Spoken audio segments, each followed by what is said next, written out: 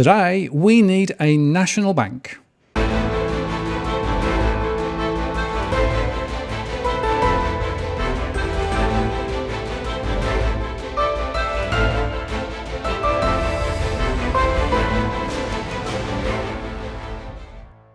Hello again, it's Martin North from Digital Finance Analytics. Welcome to the latest post covering finance and property news with a distinctively Australian flavour. Today, I'm joined again by Robbie Barwick. Hi, Robbie. Hello, Martin.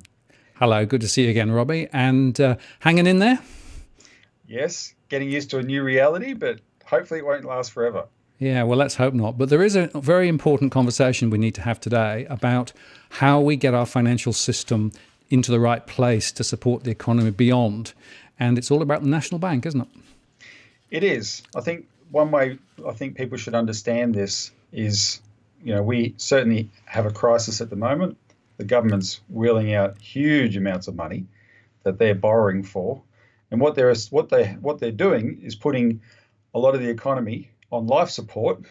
Now, you can see the logic in that from their standpoint, right? And in fact, in some circumstances, it's hard to see, an immediate alternative.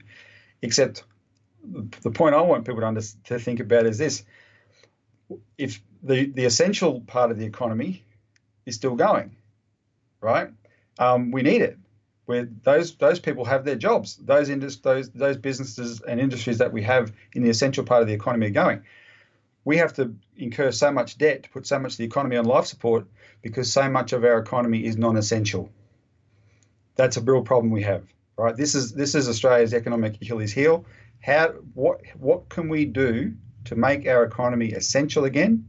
And this requires a transformation, and an essential tool for the government to be able to lead that is a national bank. Right, and part of it is, of course, a lot of people who are now crying poor were those very large corporates and organisations who were privatised, gave out huge profits to their shareholders, bought back shares, and are now crying crocodile tears saying, please help, please help. But there's a real economy, the manufacturing sector and other sections of the economy that have really done it very tough for many years simply because the major banks are not been supporting them appropriately. And we need a different strategy now to be able to enable the real economy, the one that gives jobs, the one that creates real value and real wealth for its citizens to be supported. And as you say, we can't use the existing structures to do that, hence an alternative. No, exactly. So what we've done, Martin, this week is we've launched a petition for a national bank. Now, this is a concept we've thought through in detail. We have legislation for it. However, we want to launch a petition that we can get going viral, dare I say it, around Australia, because it's actually a good way to educate people on the concept. So I want to read it out now. I encourage everyone to click on the link we'll have below, sign it and share it, and get this going. Now's the time. When you have a treasurer who's just unveiled over $300 billion, right?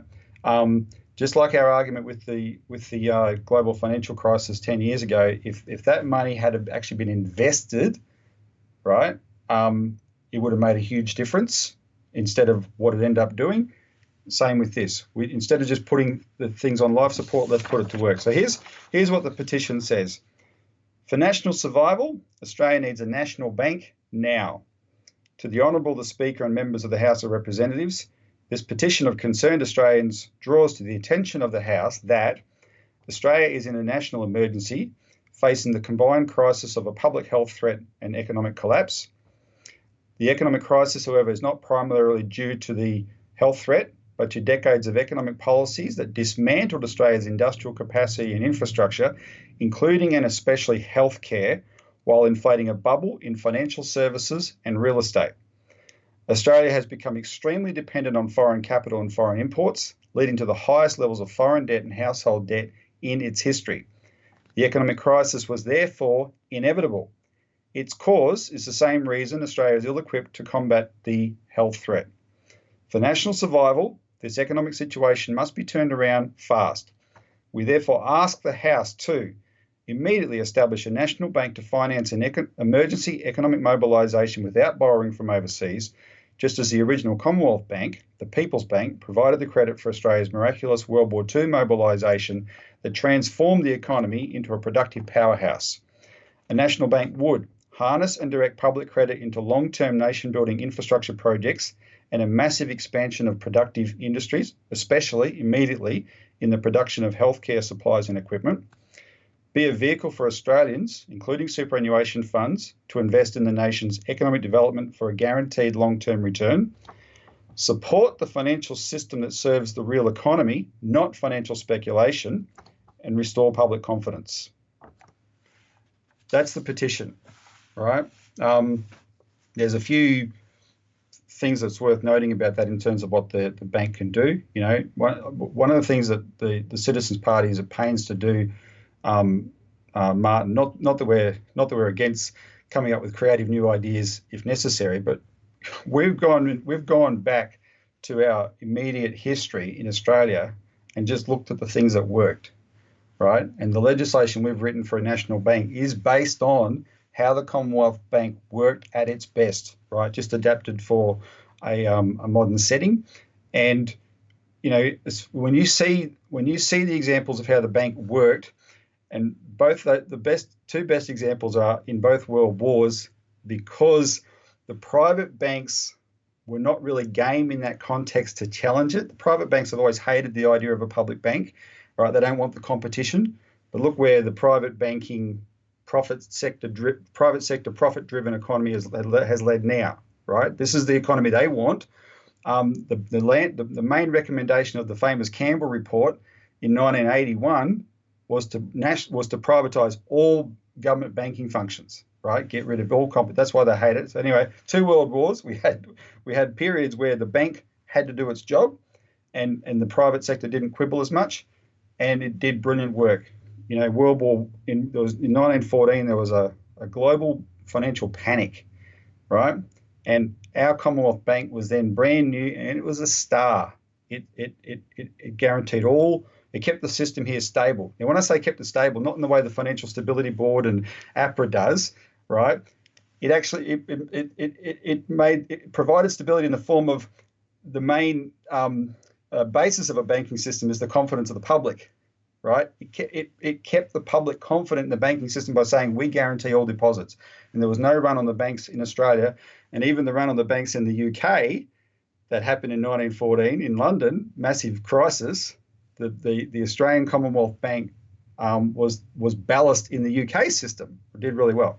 So that's an example of that. World War II, the investment it was able to provide was incredible, right? And there was an economic transformation then that we've talked about on a recent show. So these are the things the bank can do. There's urgency to it now, where instead of free money won't solve the problem we've got at the moment, right? We need to change the economy. This is the tool that governments can use to achieve that.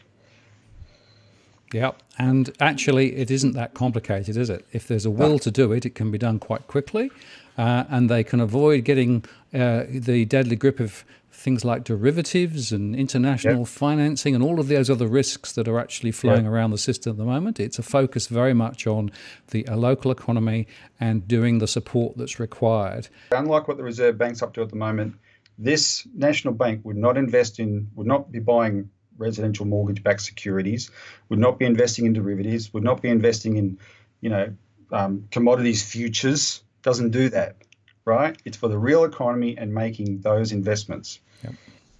Yep, and that's the point, really. There's a crying need, businesses particularly, and households too. So I think this is very important. Now, there's a link, I guess, to that petition.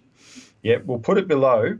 And yes, please, everyone sign it and share this as widely as possible.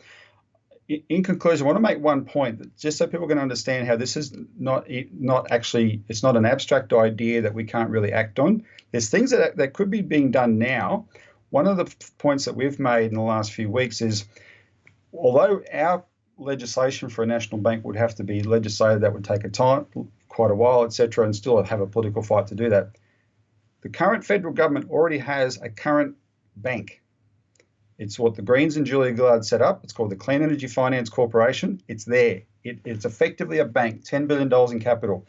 They're in a situation like this, governments can always find a way around the little restrictions to take an institution like that and expand its brief, right? Recapitalize it, expand its brief. Instead of having 10 billion capital, $40 billion capital or whatever, it can lend 10 to 1 on that and put that to use immediately. This is how Franklin Roosevelt worked in the Depression. He didn't have time to get his own bank going. They already had this thing called the Reconstruction Finance Corporation, which was terribly named because it wasn't about reconstruction. It was about bailing out private banks. That wasn't working very well. But he said, let's use that and get that to start investing in things that put people to work, right? And that was the tool. We can do the same thing now. So this, in getting this idea circulating in the form of this petition, understand that it'll be feeding into the thinking, the political thinking that's going on. A lot of shifting sand at the moment, including in the major parties, as a lot of things are being forced to be rethought, right? And we can inject these concrete proposals. And so instead of just sitting back helpless and looking at them just flooding the system with money in a Hail Mary pass, as the Americans say, to try and keep things going, right? We can give us direction, intention, and actually turn the economy around. Yeah, and that really is the point, because we can look beyond the immediate issues and begin to lay the foundations then for a better future, which actually is the benefit of all Australians. Yep. So please sign the petition at the link, share it, and get involved in this fight. Thanks, Robbie. Appreciate your time today, and we'll get this out as soon as we can. Thanks, Martin. Take care. Bye.